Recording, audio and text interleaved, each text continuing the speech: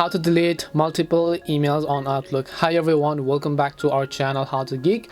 In today's video I'll guide you on how you can delete multiple emails on Outlook, so just make sure to watch the video till the end. In order to delete multiple emails on Outlook, all you have to do is first of all just make sure to download the Outlook application. Now you can do the similar process from your web browser, your PC, because the process is typically the same. It doesn't really have to be that just because I'm using a mobile app, that doesn't mean you have to use it on mobile app as well. So all you have to do is just go ahead and open the Microsoft Outlook application, and then if I actually come to my inbox section, you can see I have received a couple of requests of my inbox over here, right? So basically if I want to go ahead and simply reset and then delete it, all I need to do is just select the emails that I want to delete. So I'll just select the emails that I would like to delete over here, and once I select the emails that I want to delete, I can also select all, and I just need to tap on the trash icon from the top right, and then you can see the conversations will be deleted.